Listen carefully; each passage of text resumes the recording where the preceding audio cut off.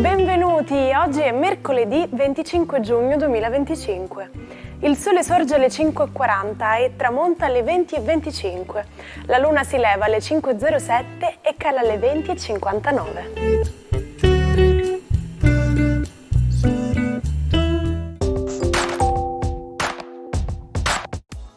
Oggi si celebra San Guglielmo. Il nome Guglielmo ha origine tedesca e significa uomo protetto dalla volontà. Il 25 giugno si celebra in tutto il mondo la Giornata internazionale del marittimo. La Confederazione Italiana degli Armatori, nota anche come Confitarma, si unisce alle celebrazioni per rendere omaggio alle lavoratrici e ai lavoratori del settore, che quotidianamente svolgono un ruolo strategico per assicurare l'operatività delle navi e quindi garantire il trasporto di passeggeri e il commercio internazionale. Sono 82 le candeline per Vittorio Feltri, giornalista tra i più discussi, famoso per la sua spregiudicatezza. Ha guidato diverse testate nazionali, tra le quali l'Europeo, l'Indipendente e il Giornale. Nel 2000 ha fondato Libero, del quale è stato direttore editoriale fino a settembre 2023, quando gli è succeduto Daniele Capezzone. Festeggia 42 anni il cantante Tommaso Paradiso. Si è fatto conoscere al grande pubblico come frontman della band dei Giornalisti, che ha abbandonato nel 2019 per intraprendere la carriera da solista. Ha scritto testi per Noemi, Nina Zilli, Elisa e Giusy Ferreri. Infine oggi compie 82 anni il cantautore Roberto Vecchioni. Professore liceale di lettere, inizia la carriera artistica come autore di testi e scrive canzoni per artisti quali Ornella Vanoni, Iva Zanicchi, Gigliola Cinquetti. Il successo come cantautore arriva con Samarcanda nel 1977. Da quel momento sono stati venduti oltre 6 milioni e mezzo di copie dei suoi album. Ha partecipato al road movie La primavera della mia vita nel 2023. Un'incredibile storia di coraggio e resilienza. Una famiglia ebrea olandese costretta a nascondersi dalla repressione nazista durante la Seconda Guerra Mondiale. Il 25 giugno del 1947 esce l'edizione originale del Diario di Anna Frank.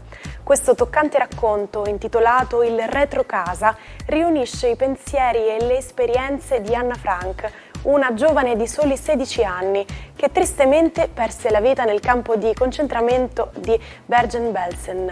Il padre, con determinazione e amore, riesce a completare il lavoro. Nel 2009 l'UNESCO riconosce l'importanza di questo volume, inserendolo nell'elenco delle memorie del mondo. Sapete come si chiama l'acceleratore di particelle più grande e potente mai costruito?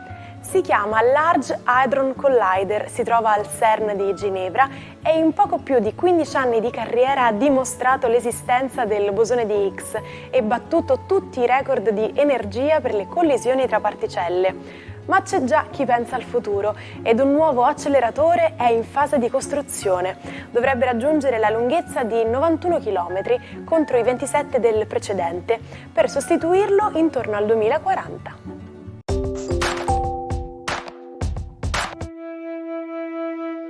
Buongiorno ai 12, oggi saranno i luminari a dare spettacolo sulla ruota zodiacale perché anche la Luna raggiunge il Sole e Giove in Cancro, il suo regno, e quindi luce per tutto lo zodiaco novilunio. Vediamo cosa porta i 12.